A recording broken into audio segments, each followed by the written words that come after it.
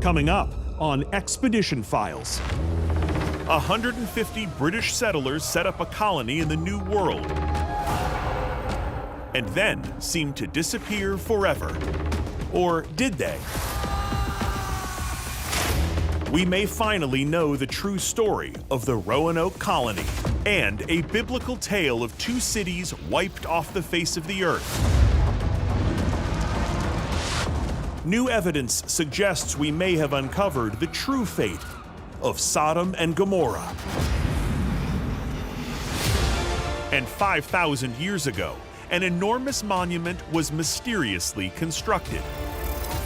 But now, science may finally reveal the truth behind the secrets of Stonehenge. In the corridors of time are mysteries that defy explanation. Now, I'm traveling through history itself on a search for the truth. New evidence. Shocking answers. I'm Josh Gates, and these are my Expedition Files. Where we're from shapes who we are, but there are some places that shape us even though we've never visited them. Places so strange, so curious, that they loom large in our imaginations. Tonight, we examine the files of 3 of the most mysterious places on the planet, places we all know, but paradoxically, none of us understand. From a lost New World colony whose inhabitants vanished without a trace, an ancient biblical city that was said to be brutally wiped off the map by the hand of God, and a circle of mystical stones that has captivated humanity for millennia. A single question maps a path between them. What is the true story of these places? We begin here in 1587. To the European settlers who've dared to cross the Atlantic, the so-called New World appears to be an unexplored wilderness of limitless opportunity.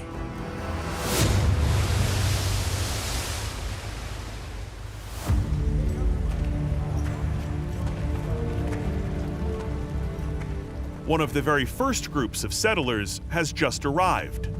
The good ship Lion, sailing from Plymouth, England with 115 souls on board, has dropped anchor at Roanoke Island off the coast of what today is North Carolina. Led by this man, explorer and artist John White, they are here to establish an English colony. Now, these are not seasoned soldiers, but families. In fact, John White is even bringing his own pregnant daughter, Eleanor, along on the adventure. But their hopes will soon disappear, and so will they. Within 3 years, every single one of them will vanish without a trace, as if they never existed. These brave settlers risked everything to found our nation, but today their fate remains tragically unknown. For hundreds of years, the myth of the Roanoke colony has perplexed historians. Were they wiped out by the elements, killed by indigenous tribes? Did they relocate to somewhere uncharted? If you ask residents of Roanoke today, they'll tell you the colony was simply lost to time, but history might have gotten this story wrong, as new evidence finally reveals a 450-year-old secret.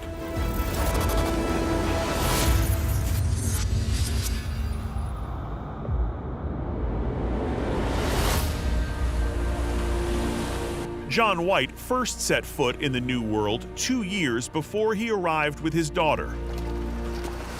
In 1585, he was sent with a battalion of soldiers to map the area.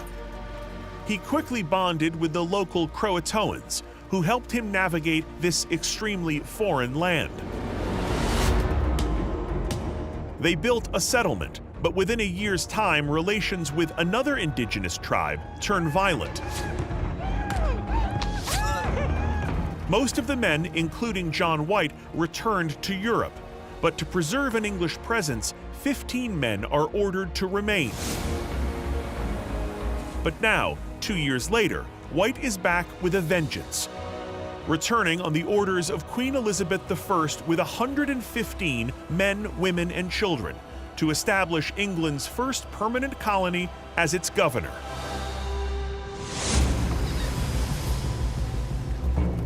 But when they arrive, they are greeted by an unsettling scene. Of the 15 men that had been left behind, they find bones of only one settler and no sign of the rest, perhaps a dark omen of things to come.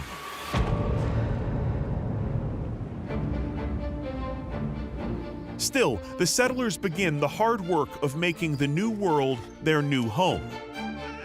Within weeks, John White's daughter Eleanor gives birth to the very first English child born in North America. Her name? Virginia. But realizing they don't have enough provisions to face the coming hardships of winter, John White makes the difficult decision to leave his friends and family behind and return to England to resupply. He is slightly comforted knowing that he has left behind his trusty guide from the Croatoan tribe, a native named Manteo, who he hopes will help the settlers survive.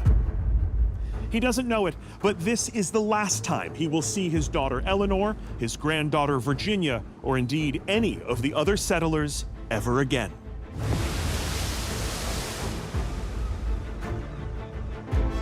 On his departure, he instructs them that if they come into trouble, to carve on the trees, post, or doors a cross and the name of the place where they'll be. When John gets back to England, his plans fall apart.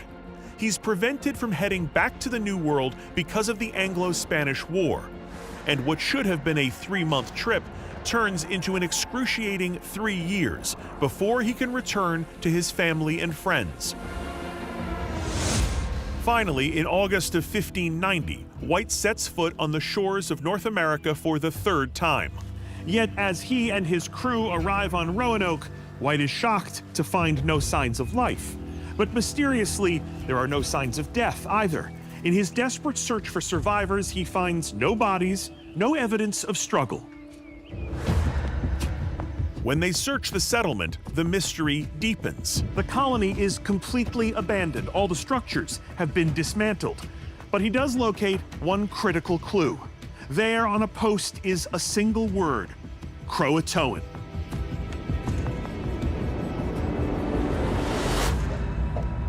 White is filled with a sudden sense of relief. He knows what that means. The settlers must have abandoned their post to travel to the island of Croatoan, 50 miles south. Encouraged, White and his crew sail to Croatoan, excited to reconnect with the settlers. But Mother Nature has other plans.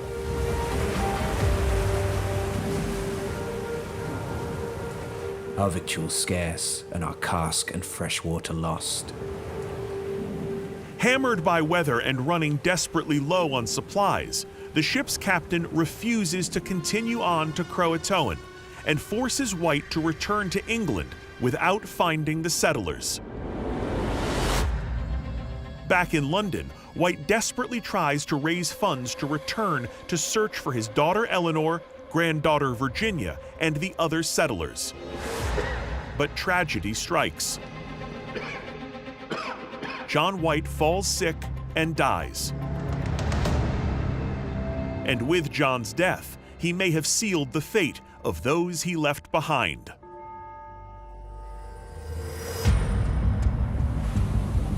It isn't until 20 years later, in 1607, that a new group led by Captain John Smith heads to the so-called New World to create their own settlement, the Jamestown Colony.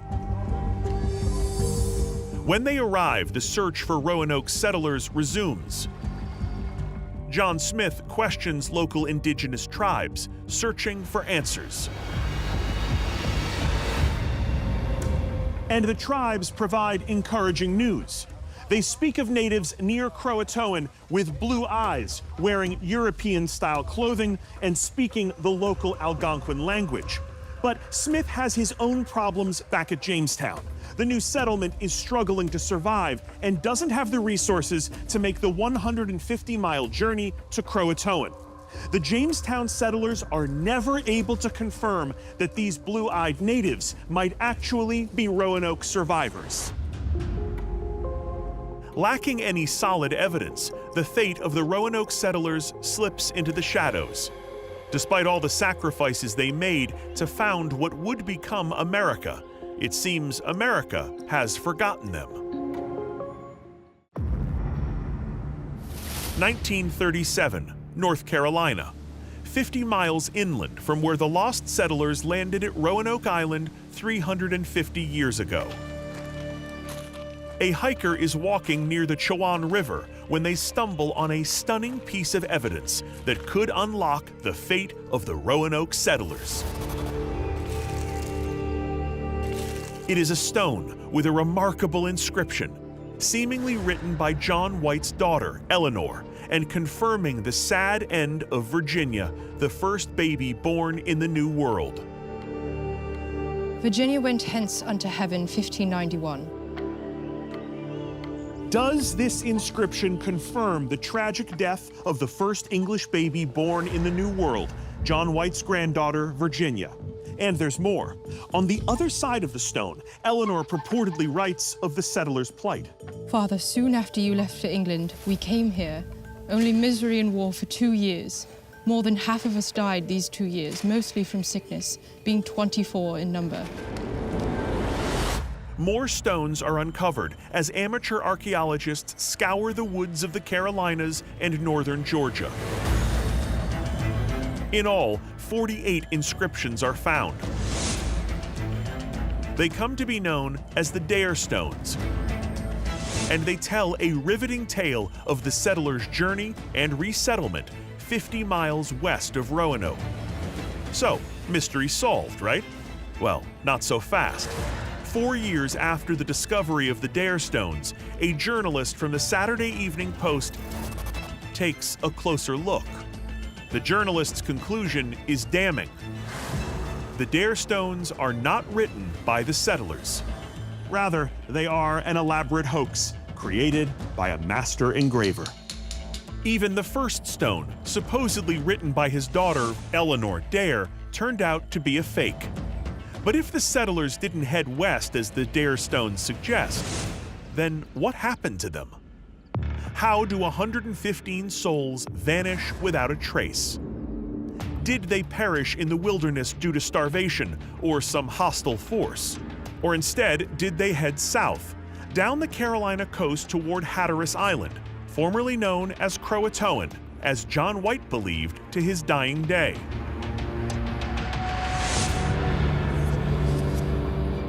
In 2016, I went to Hatteras Island myself and met with an archaeological team led by Scott Dawson, who has dedicated his life to searching for any sign of the lost settlers. Do you think the Lost Colony folks came here? Are you convinced of that? They literally wrote down they came here, they had Right. a relationship with this tribe. I mean, those things, the historical context can't be thrown out the window. Historian Scott Dawson is about to show me one of the strongest pieces of evidence yet that the Lost Colony may have made a new home here with the Croatoan tribe. What the hell is that? This is the handle of a rapier, which is a sword. Wow. And the blade would have been coming this way. Sure, yeah. So the handle would have come here. So this is definitely from the 1500s. This is from early colonial times. Typologically, it's been dated using other samples to around 1580, 1590. Wow. So this really is right in the money. This is Lost Colony time right here. That's right. And the rapier is particularly good because a rapier is an extremely expensive gentleman's sword. And they even said in the sources they would not trade or part with their sword. Wow, right. So if it's something that they wouldn't have traded that was this valuable and this precious, possibly was actually brought here by its owner. Right. It's reasonable. That is extraordinary. The rapier handle isn't the only significant colonial relic found at this site. They found an Elizabethan gun barrel and even Nuremberg tokens, like the ones found at the original Roanoke site.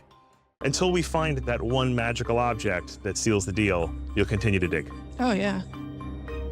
8 years have passed since I was last on Hatteras Island, and in that time, Scott and his team have continued to excavate the site, and what they've been finding is remarkable. We're literally finding artifacts from the colony, and we're finding them in the Croatoan village.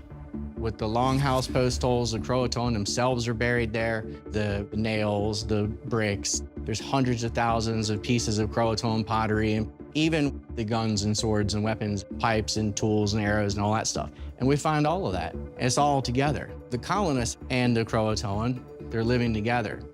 When we find Croatoan houses, the long houses, pretty much the same across the state. They're kind of shaped like a big oval, and with flat sides and rounded at the end, and they're well known throughout North Carolina and Virginia what they look like. We find them all the time. We've got over 700 post holes or something like that. And we actually found English houses right next to them, sometimes overlapping. When the English built houses on Roanoke, they used square beams held together with wooden pegs. And then the walls were just called wattle and daub, where you have a bunch of branches that are just kind of strung together, and they've got a lot of holes in it. And they smear this plaster all over it called daub that's made out of sand and clay. And when we're digging, you'll see it going in a line and then cut at a right angle, and it comes over here, and then you find a bunch of bricks and stones where the fireplace was. All of that is there. I mean, we've found their houses, we found their stuff, we found everything but a colonist. And we might have found a colonist, because we do find skeletons sometimes. We've never done DNA on them or anything because out of respect. But I will say that in some of those burials, there's English stuff. Musket balls, horse bridle, just kind of tossed in.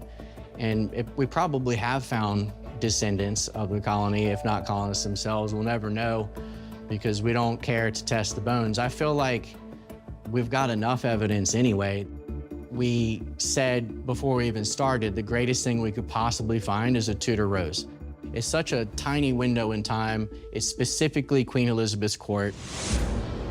And we found it the end of 2021. So the proof is indisputable. They're living together.